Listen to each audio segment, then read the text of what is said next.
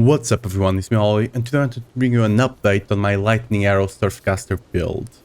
It's been 3 days or so since the season started, and there were a couple of things that didn't quite work out because, you know, how the economy worked. And a lot of you guys have been asking me when to actually swap from the Toxic Rain to the Lightning Arrow setup, so I thought it was best to just bring you an update video talking about the journey in these first 3 days. First of all, I started quite lucky. On Act 3, at the end of Act 3, I dropped Quill Rain, which was insane and made my leveling so much easier. It was already easy anyway. Now, you can easily get one for 1 or 2 chaos in the first day, so that was no big deal at the end of the day. I was actually able to take the build to T16, the red maps, at the end of day 1, maybe start of day 2. At the time I only had, Tabula Rasa for my 6th link, right? I got one quite early whenever I could.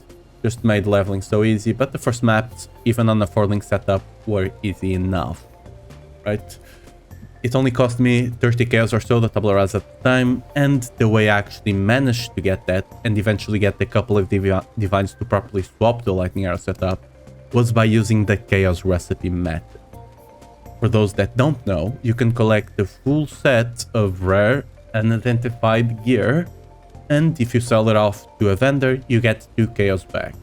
Now, to do this, you need to have item level 64 or maybe 68 and up. I can't quite remember, whatever level you get from T1. Basically, if you get gear from T1, it worked, right? And you just sell the full set and you get everything back. The way I actually got a lot of my stuff was actually running the heists that I randomly got. I ran a couple of heists early on, especially the lockpicking and demolition ones, yeah, that. Especially because they give you currency, they give you unidentified rare jewelry, which is actually the bottleneck for the chaos recipe, and a lot of random uniques that you can sell for 1 or 2 chaos in the first days of the league. You can probably still do it at this point, right? So basically you just collect a lot of gear and a lot of random pieces of gear, and you just try to keep up with whatever you drop from the jewelry side. And you can easily make a couple of divines early on in the first days of the league. Now, at the point I actually have two divines and a half, maybe, I started swapping to my Lightning Arrow just so I had enough currency in case something went wrong. Luckily, it didn't. I had everything planned, so it worked out well. Now, starting off, I got the bow for 50 chaos, I believe. This one here, I just sold it, actually. Or a lot less, right? I got it, and I 5-linked it. You know, you need at least a 5-link to swap here, so... But 5-linking is not that expensive. Just buy a 600 DPS bow. You can get one for much cheaper, probably. And 5-link it, and you're good to go. The other pieces of gear we actually crafted ourselves was this headpiece, which I got the base with the 30 chaos fractured for 20 chaos, and then I just slapped a couple of essences, the ones that give mana reservation, and whenever I got something decent, this was on the second one because the first one got to 9, I just crafted life and was done with it. Our second craft was actually this belt. Again, getting that base with chaos resist, and then I just slammed the int and got lucky with the max life.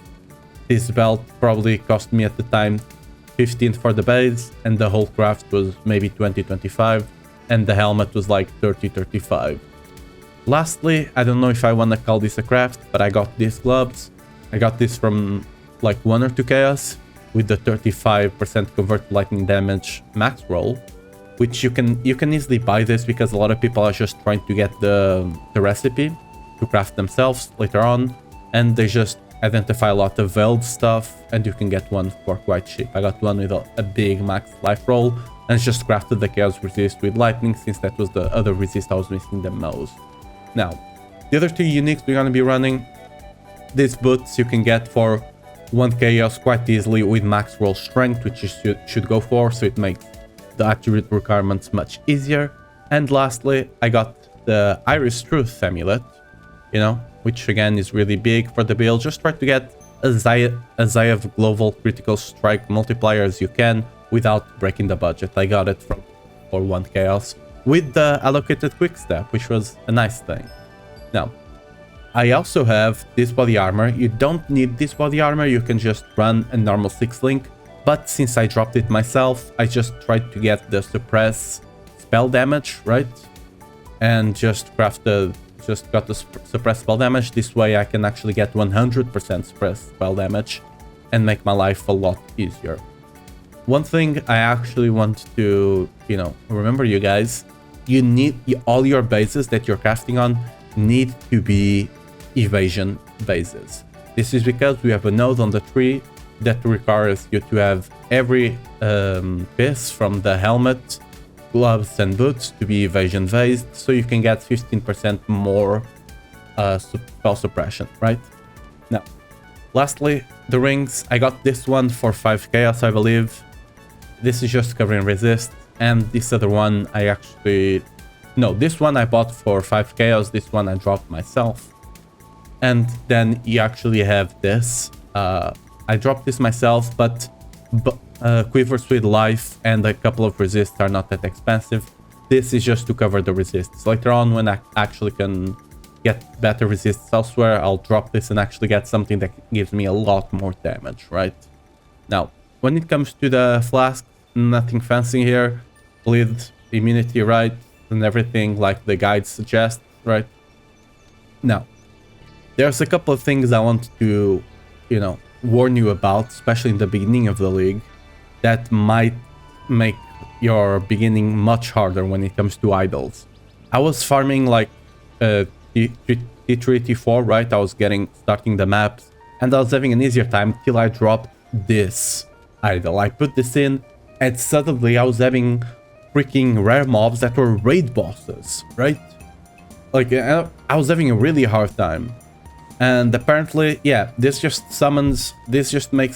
gives you a chance to have a random rare mob that's basically a raid boss that you cannot kill. This build is supposed to go fast and clear a lot early on. It's not made for boss, right? Bosses is the hardest part of the build. Although it can do it, it has a hard time. Getting something that's started than a boss, maybe a couple of rares in the map, it's not ideal. I'll just recommend trying to avoid this and getting rid of it whenever you can early on. Not only that one, but this one as well. This basically means that every couple of maps, the boss is going to be surrounded by 5 to 10 Tormented Spirits. And they all go into the boss, which means the boss becomes way stronger than it should be. Sometimes it's totally okay. The boss just has a bit more HP. Sometimes the boss just randomly starts one-shotting you. I do recommend avoiding this. I had a map that I had to waste all 6 portals to kill the boss because of this. It's really insane. Avoid it if you can. Lastly, the update I want to give is that I got really lucky. I was able to craft this bow.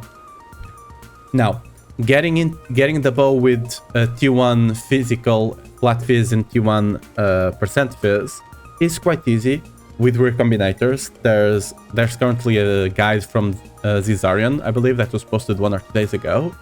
It's quite easy to get, but getting the affixes to stick as well was big. This bow is insane, and I eventually will use it to craft an even bigger bow. Now, I actually want to give you guys an idea of what I'm going to do going forward. My plan for farming, it's probably going to be shrines, because they give you can get a lot of shrines this season, and they give you a lot of base monsters to the map, which means they drop gold. The reason I want gold is, first of all, to finish upgrading my town to the max. Second of all, I want a lot of gold, so I can start using recombinators to make gear and sell for profit. That's gonna be the plan. If you want, let me know, I'll probably bring a guide. But regardless, this is gonna be it for the video. I'm gonna have a updated build guide in the description as always. Make sure to check it so you know where to go from now on. I'll have a like bare bones budget version of the build, so you know what you need at the very least to swap to the build, right? So for now, that's it. Thanks for watching. If you liked the video, make sure to leave a like and maybe subscribe for more updates on the build in the future.